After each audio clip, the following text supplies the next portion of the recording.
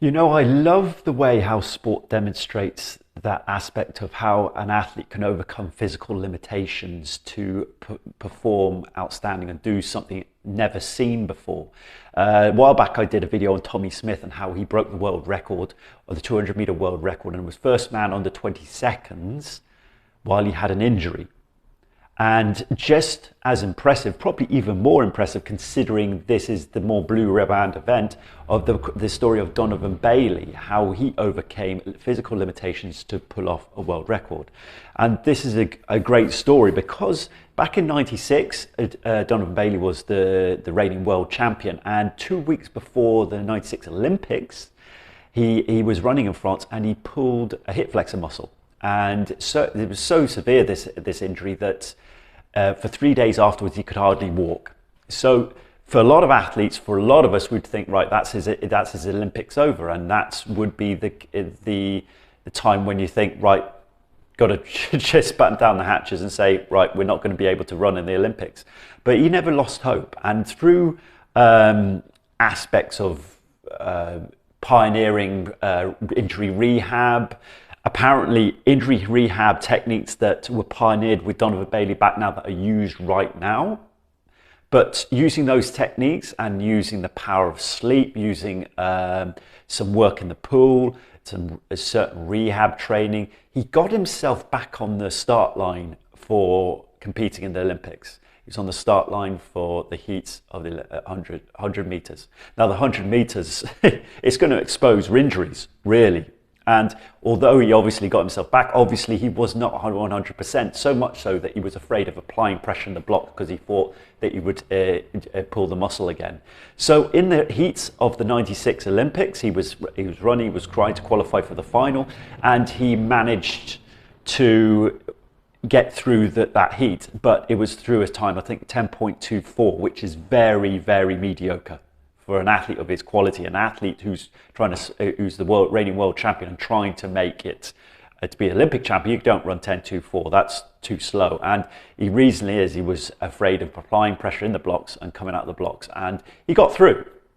And I think so he managed to get into the final, where he was facing some of the fastest runners ever. I mean, we're looking at Atto Boldon, we're looking at Frankie Fredericks, we're looking at Linford Christie. So he got into the final of the 100 meters and he was standing there and knowing he was still not at his best. Now, one thing we know about Donovan Bailey, he was never the greatest starter, and what was normal for him was, whether he was healthy or injured or not, he would always be behind the front runners as he comes out of the blocks. He'd probably be mid race, midfield, if he was actually coming out of the blocks. And so there was nothing new in the fact that coming out of the blocks, he was the slowest coming out of the blocks. So he knew that was something that was nothing new. He didn't have to rely on the great start to get what he wanted. So there was other thing, but there's certain things that happened in the final that obviously helped him. But one thing that helped him was actually he relied on relaxation. He knew he had to be relaxed to not only not inflict pain and inflict the injury and make it more severe again, but also to run at his best. And as I said back in the Tommy Smith video that you can watch right here, I talked about the fact that he had to stay relaxed. He was frightened of actually the injury going, the groin muscle pulling again, so he had to stay relaxed in the race, and he had to pull back the effort coming out of the blocks and actually be more kind of conservative in his bend running. And this is the same with Donovan Bailey, but consider this, it's not the 200 meters, it's the 100 meters. And this is something that, you no time to actually, you're not supposed to have that much, be conservative or pull back or anything. It's more of a kind of release of power, and you need to be able to run freely. But he knew he had to have that relaxation to actually to keep the injury away, but run at his best. So, but another thing that helped him was Linford Christie was disqualified for 2 false starts. And for a lot of the runners, this would put them off. There's the continuous build-up of pressure after each false start. You're continuously not able to run. And when you're not able to run, everybody's in kind of neutral. Everybody's thinking, right, the tension's building. And you've got the crowd watching and everything. You can imagine that these false starts would build up in people's minds of tension, and it would put them off. But Bailey was able to stay cool under pressure at this. And it's a great leveler. All these things happen to be a great leveler for him. Not only was he using relaxation, but because of the false starts, the field had come back to him, as it were, and they were all on the same par because they were generally getting tighter. So, coming to the race itself, the race starts, and as expected, Bailey gets a pretty mediocre start. As I say, he's conservative, he doesn't want to pull a muscle again. And he's back in 6th place coming in the first 40 metres. We've got Frankie Fredericks and Attock Bold well racing away. But this is where he starts to pull it back again, and he reaches speeds that no other athlete at that time could get up to at that time. And between 40 and 60 or 70, he pulls it back, and he almost accelerates past them. And he, because of his relaxation, can apply more power to the ground, but he starts to accelerate past the rest of the field.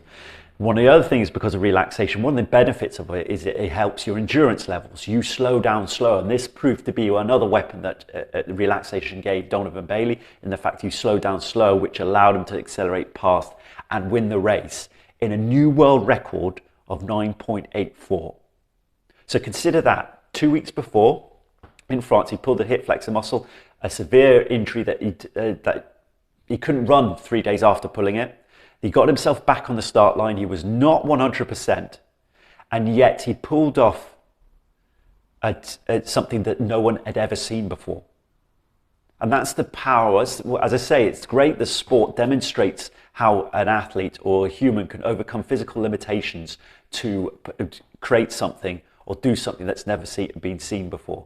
And this is one of the great stories that's not really told about in the media at the moment, is the fact that Bailey was injured and severely couldn't run at full speed during the Olympics, and he still broke the world record.